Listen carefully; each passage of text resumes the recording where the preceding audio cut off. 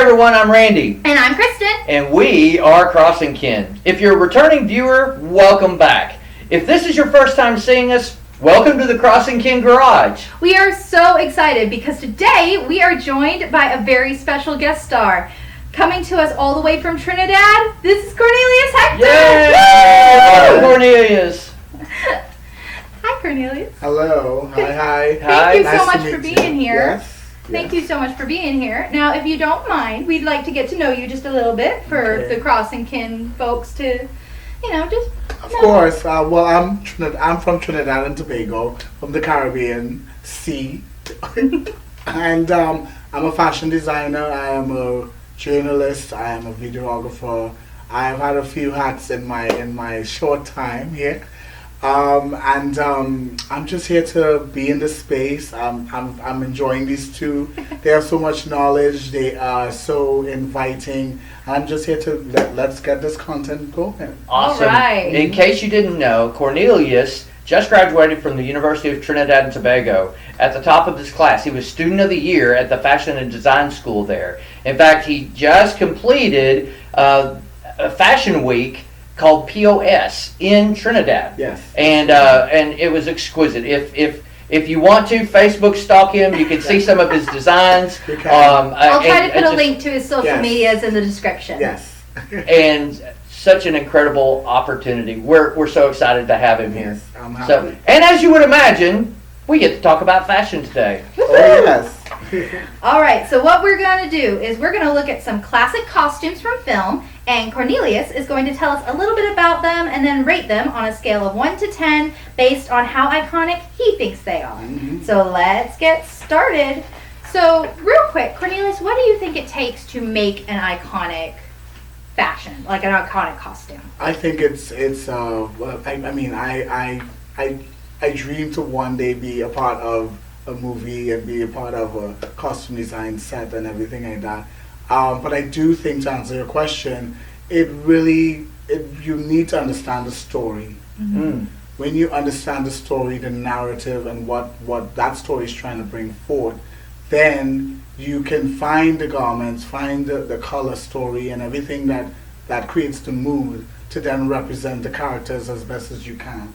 So once you get those, you have to study it. Most costume designers have to do research. Mm-hmm. You have to sit. You have to probably sit while the script is being read. Right. Because you need to get that understanding before you even try to do anything. And I think most costume designers do that before they start any work.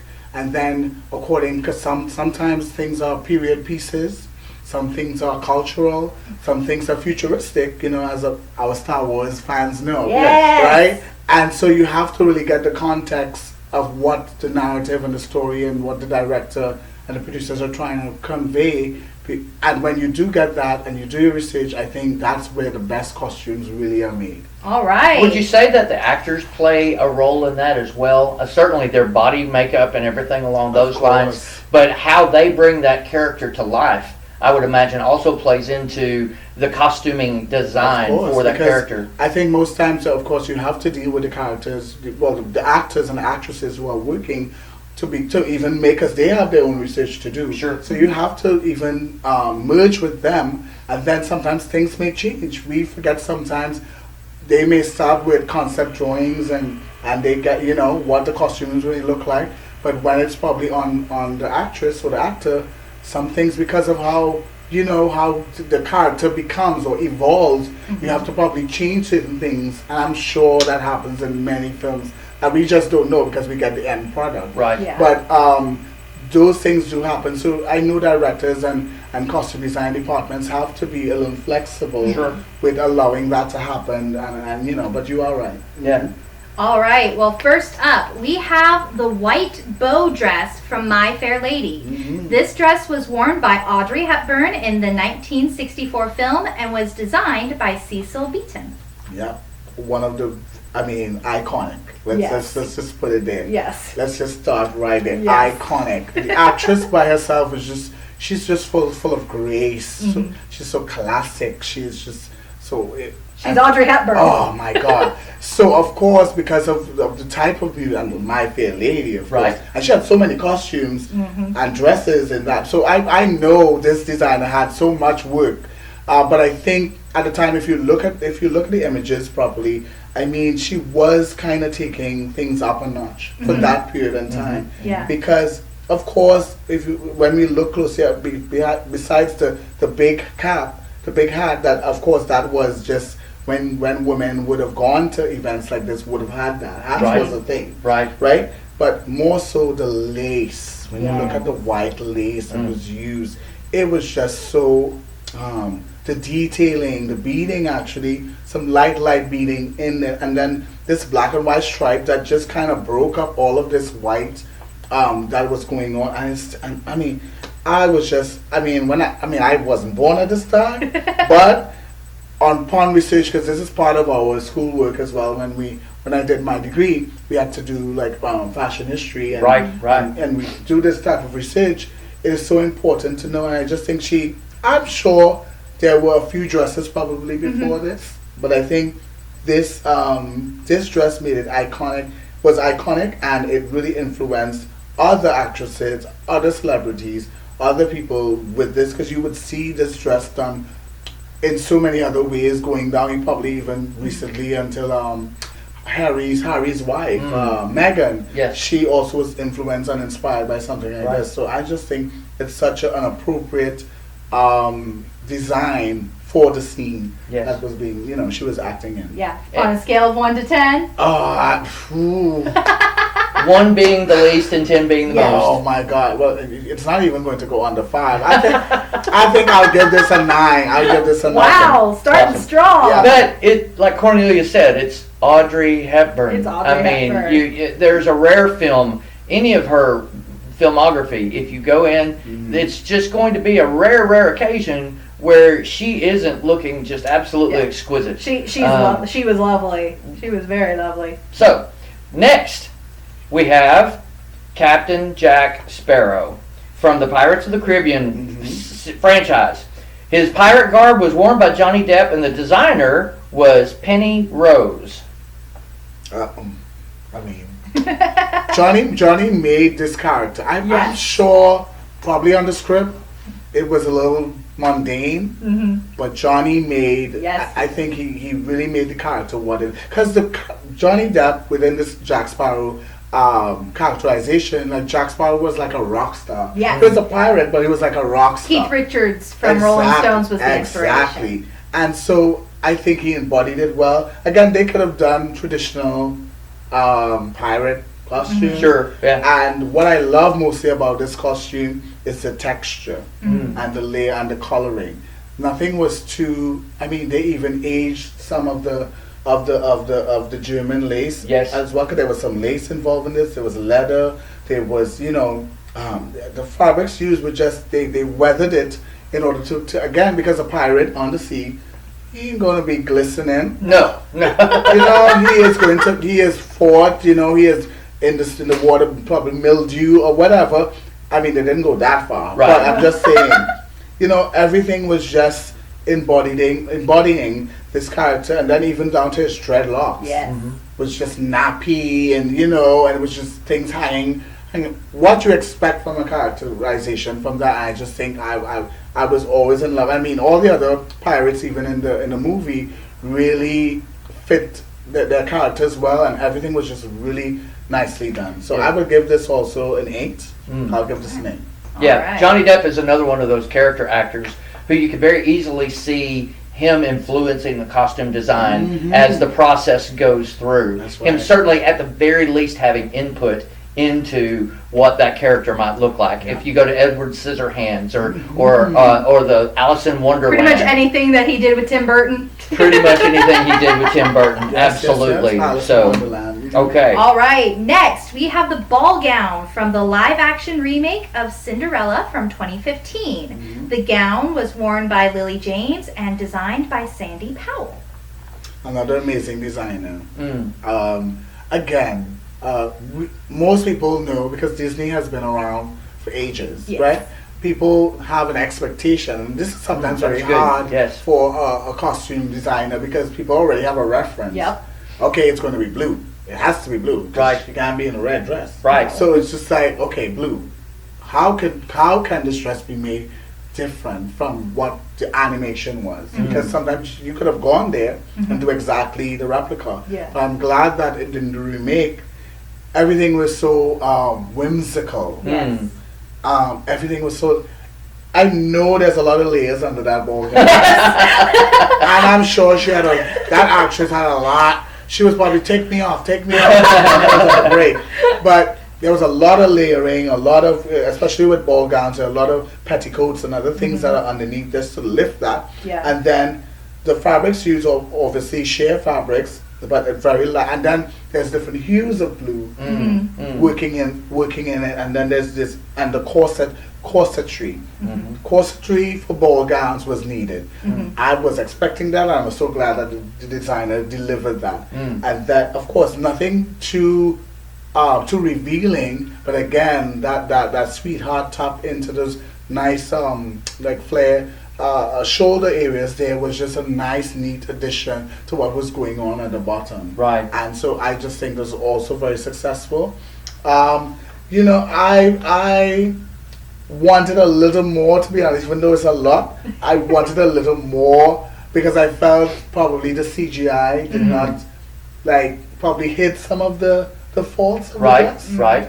Because how it moved and things, I was like, I don't think that dress worked like that. But again, this was also a success. Yes. For me, and the actress really, but I know this was a lot of work for her to be in, probably for hours, and of course, And then days. yeah, depending because on how you long it probably have took to to tie the back. film. I mean, corsetry is not an easy thing on the woman's Right. body. So I think I would give that an 8 also. All right. Up next, it's Indiana Jones, the Adventures outfit from the Indiana Jones franchise. Worn by Harrison Ford, it was designed by Deborah Nadoolman Landis. Wait, because there's an Indiana Jones 5 coming. So I'll be curious to see. Dial of Destiny. we're Absolutely, excited. yeah. I'll be John curious Rice to see. Davies is back. Yeah, I'll be curious to Saul see is just back. how much of this costume carries over into Dial of Destiny.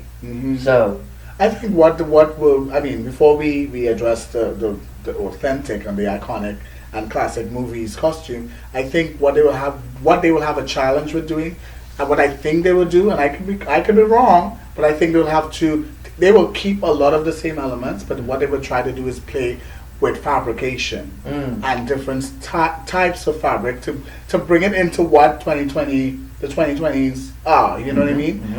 So going back to the classic look, I grew up with this. So this was something, when you saw it, do you know this man was about adventure and action? Yes.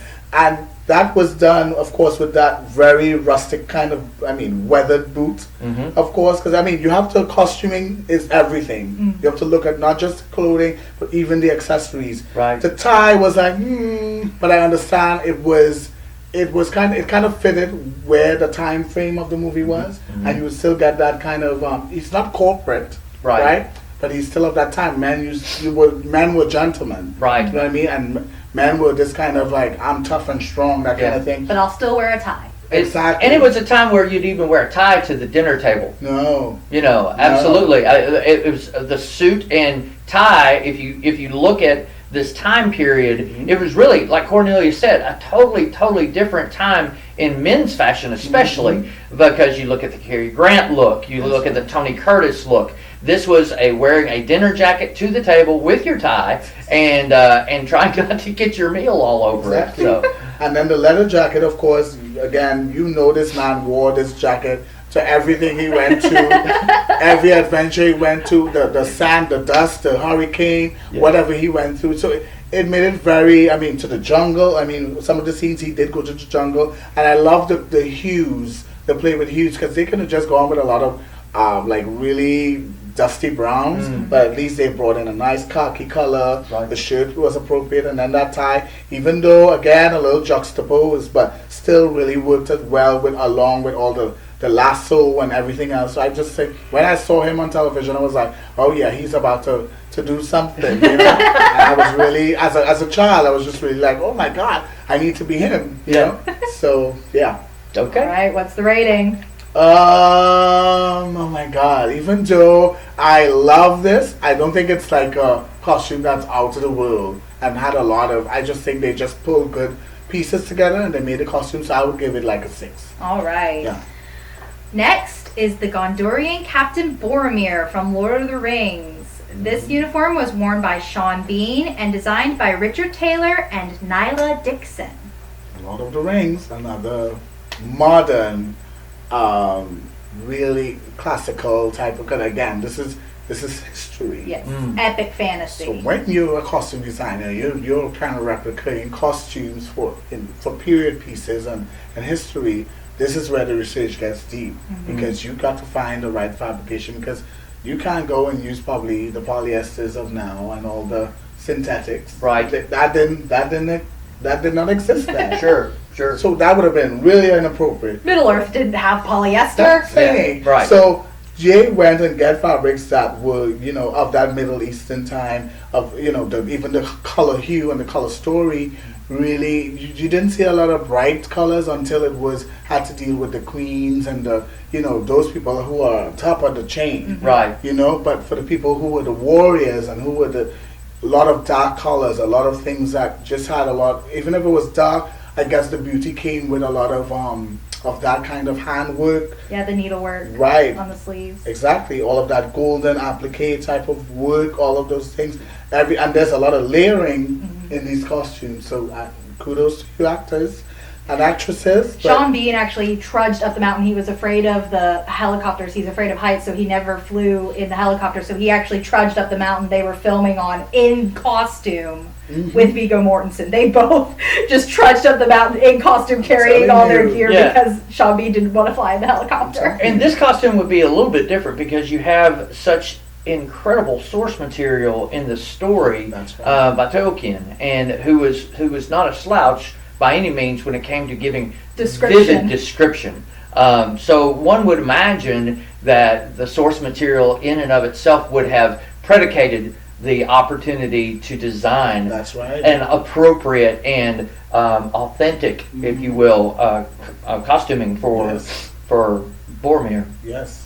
So I love that. So I'll give this a 9, to be honest. Yay! In terms of all that costume and listen, I'll watch it again tomorrow. Give yourself a few hours. Theatrical. Yeah. Okay. All right. Now, one of my favorite all-time characters, played by so far 5 different people, and the spy genre lends itself to being sophisticated for the most part. While not all the time tuxes or anything like that, it still lends itself to being a little bit more of a higher class than just a casual outfit.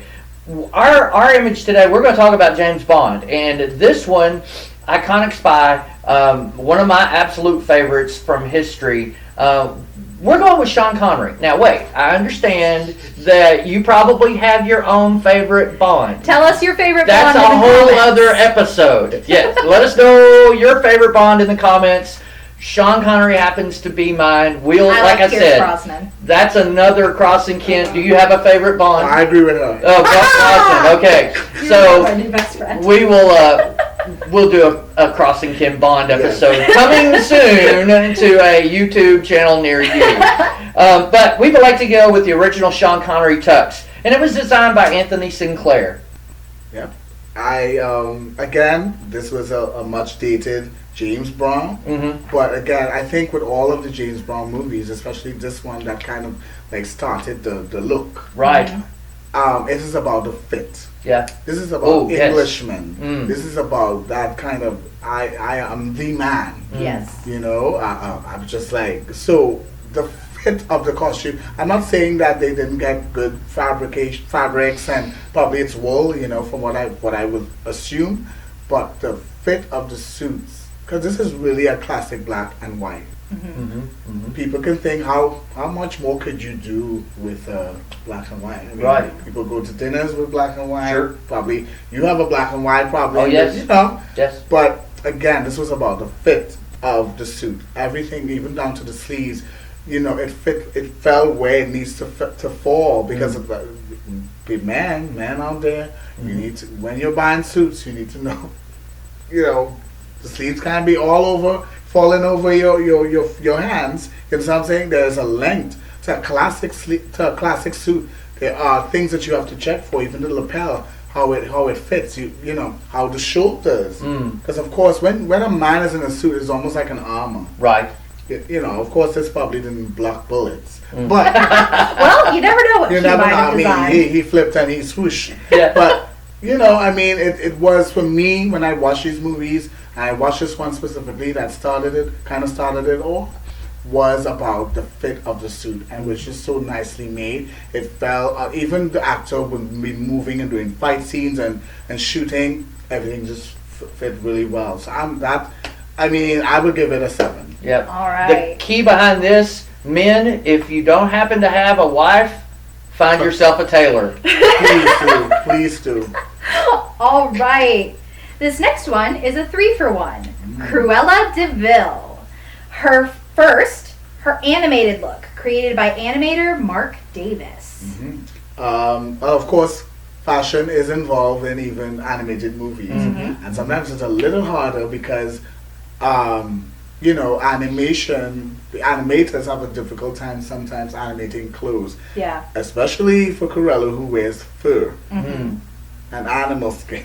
Yes. Right? Yeah. So that in the animation department, also at that time when animation was not necessarily 3D, because I think this was like the 2D stage. Yeah, that was 2D. That Right. was all hand drawn. Exactly. That I'm sure they had a lot. These animators worked a lot to just get the movement, because go back and watch the movie. She throws that coat all over the flings place. it, and you can see the animators accurately got how it would actually move.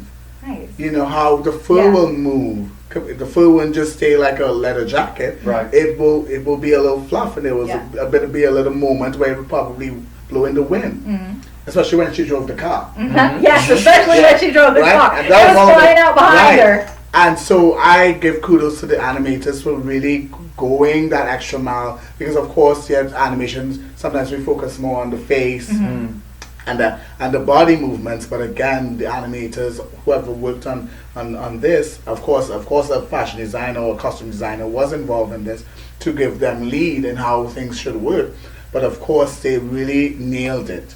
And she's a style icon, even though animated, she's a style icon. Yes. So she was hitting the nails on the head, basically.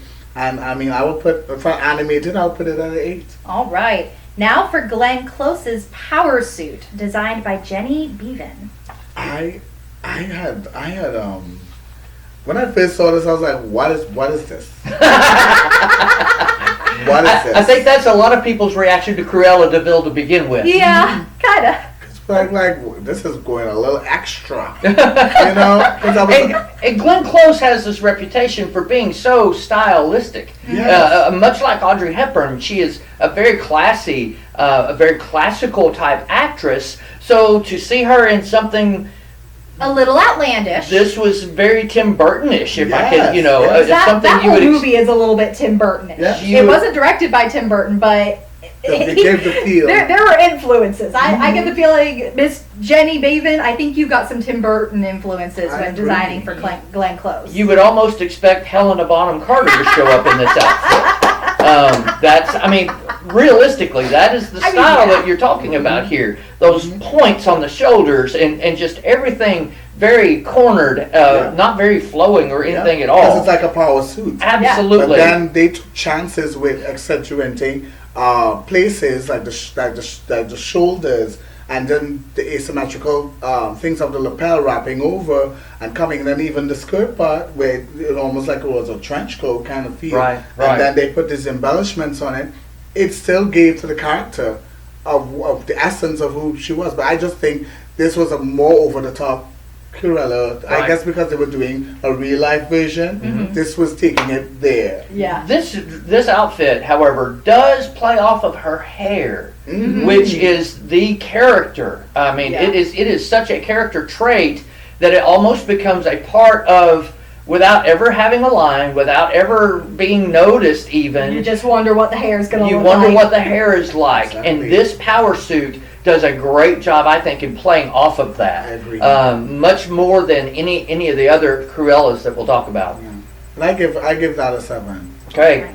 And finally, Emma Stone's fabulous red dress, also designed by Jenny Bevan. Yeah, taking it to the next level and making it modern, making it for the time that it was shown and produced for. The fashion, of course, won a lot. The costume designer won a lot of awards for this, and even the actress won. Good for her. Because it kind of reinvented the character. Even though there were things that we were expecting, it still reinvented the character that we all know, from the animated to then the first feature film, and then now into this. Oh my God. And so even in the show, again, I know that some CGI was involved in some of the Well, I don't scenes. think they were going to let Emma Stone light herself on fire. Exactly. So. Or walk through, come off of I think the scene where she came off the trash. Yeah, they were not going to let her roll out. We are not going to try to hurt Emma Thank you. Stone. Right, and We then want to the keep her string of safe. thing, but this red dress was just significance of evil and power. And I think that type of ball gown mermaid finish was really good, and it was that red color was a good pairing with that black and white hair. Yeah. And I think we didn't really see for some time, and then everything was really well done here. This is one of the costume designers I look very closely at. And I'm usually inspired by. So I watched this film about 5 times. So I would give that a 9. All right. That film also has an excellent soundtrack. If you like big band in 30s and 40s and 70s. and it has such a wide variety of music on it that there's an appeal for anybody. It's on my Christmas list, by the way. So, next up, we have something everyone will know the moment that this gigantic costume walks in the room. Darth Lord of the Sith, he enters the scene. Vader was, as a kid in the 70s, we didn't get to go see the film when it first released. It was later on in college before I got to see Star Wars. But the moment that you began seeing some of the images show up on the magazine covers and in advertisements, you knew that this character was not a nice person. He was going to be the big bad of however many movies this was about. And then he wasn't. The Emperor is technically the big bad. And then the Emperor wound up being. Technicalities. Anyway, this costume is Vader. You even if you go back into the prequels to a certain extent, when they finally show Anakin becoming Darth Vader, it's the costume that defines it. If you ever want a costume that really defines a character, I think this one does that. You're absolutely correct. And then again, this was just leaping into the future of what probably this could look like. And for me, of course, there are some typical things that he's in a black cape, he's he's draped in a black overcoat kind of thing. But I think everything went well together, and those little I don't know if it's like a poly something or but the helmet. I think if it didn't have that helmet, it wouldn't have been as much as a successful. I agree. Costume. Yes. That helmet, and of course because you don't know who was under there, Right. and then this, you know what I mean? The breathing apparatus. The breathing, everything again, and that's smart costume making, because again, this is not something that I think even at their time they had a reference for. Especially when you're doing futuristic thing, you are really inventing as you go along. Right. And so when you look at all the other characters that were wearing probably like wrap linens and cottons and some of them more soft, especially from the Jedi, they were more of, I don't want to say like a Budai type dress, but then this stark black in this shiny black helmet, it was just a perfect mix to introduce such a character. Especially among all the stormtroopers who are all in stark white. it was just, this is the leader. Yeah, without doubt. One of the interesting things about this is one of those moments where the costume isn't necessarily defined by the actor. David Prowse wore this in the films. It was designed by John Mallow, but James Earl Jones was Darth Vader, the voice. And I think this is one of those instances, one of those rare occasions where a voice goes a long, long way into accentuate and even be a part of the costume. Yeah, because anybody could wear that costume and walk Anybody. Well, you'd have to be gigantic, but you have to have some height on, Yes. Did have to have some height. So I give this probably, I give this a 9. I give this a 9. Awesome. Right. And lastly, but most definitely not least, the Dora Milaje armor from the MCU, specifically Okoye's, worn by multiple women throughout the MCU movies, but we're looking at Denai Guria's. I think I pronounced that correctly. We're looking at her costume, and they were all designed by Ruth Carter. Yes, Ruth Carter. I'm following her right now. If you ever see me, I want to work with you. Hire Cournelius, Miss Carter. I'm telling you, she had a task. Because the references from African culture sometimes is a hit and miss. Right.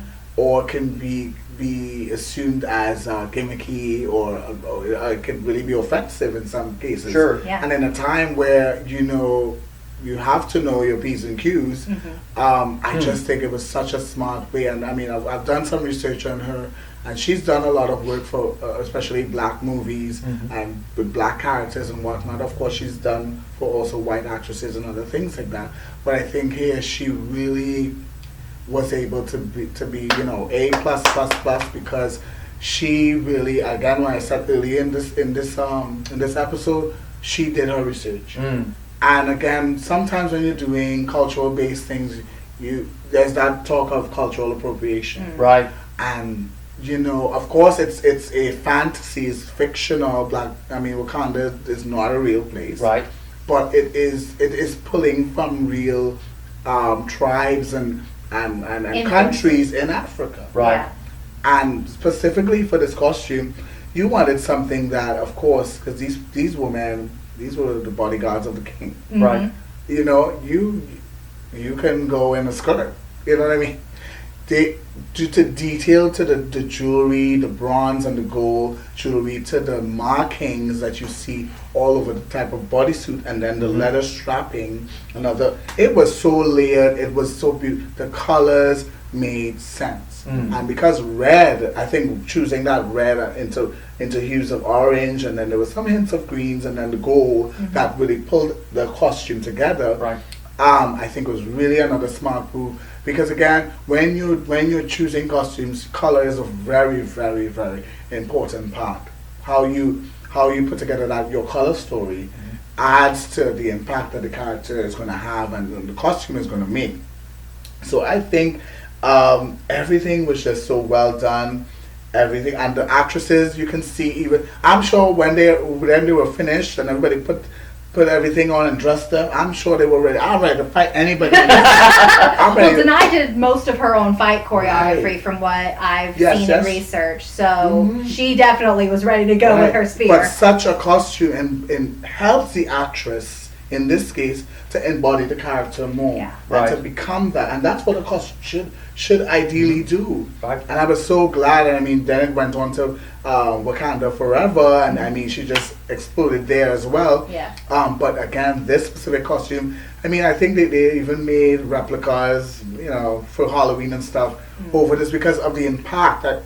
They do the Black Panther costume, but this was another one that was everywhere. Yeah. People were dressed in this. So I've seen so many cosplays of the Dora. Like it'll be like a bunch of sisters with their little brother. He'll be Black Panther, and then the Dora will just be around him, like, don't touch my little brother. It's very cute. I think part of the reason why it is such an exquisite costume is the fact that usually you don't see female bodyguards to the king. And this costuming did a very good job of displaying the femininity behind who these bodyguards were. There was absolutely no doubt that they were bodyguards to the king but they are also very feminine women, very beautiful feminine women. And the costumes went a long way to accentuate that fact as well. Without being overly revealing. Without being And overly needlessly revealing. And making them overly feminine either. Right, You know right. what I mean? It was just the right amount It's of perfect. root. Please, Miss Carter, hire Cournelius. He wants to work with you. Yes. All right, what's the rating? Oh, this is a 10. All right. This is my 10. The This is Dora the gets a 10. This is my 10. 10. All right, well done. And that, as they say, is that. We saved the best for last, obviously. We'd like to thank Cournelius for our new friend and sure to be a lifelong friend. We anticipate being able to have another crossing kin with Cournelius, Yes. who is now part of the kin. Yay! We're so glad that he's here. Yeah. That's it. Cournelius is the first very special guest here on Crossing Kin. And now, as we say, we are done with this episode. Any We're final glad thoughts, that you're Cournelius? here. No, I'm just happy. I'm just in the moment here. All right. Let us know, all of you know. Let us know what you think about costuming. This is, I will confess, something a little bit more out of my comfort zone, but I thought it was fascinating as we go through seeing that the costumes actually become a part of what you're trying to relay. It becomes a part of the narrative. It becomes a part of the action. It becomes a part of the story that is It attempting becomes to be part of the told. character. Without doubt. So, let us know what you think. And be sure to say hi to Cournelius, too. Please be sure to like and share this video. Subscribe to our channel and tap the little bell icon so that you will be notified whenever we upload. And I will do my best to put Cornelius's social media Yes. information down in the description, so follow him as well. We hope to see you again next time on Cross the Kin, but until then, I'm Kristen. I'm Randy. I'm Cournelius. We hope you'll be back. We look forward to seeing you again in the Crossing King Garage. Bye! Bye.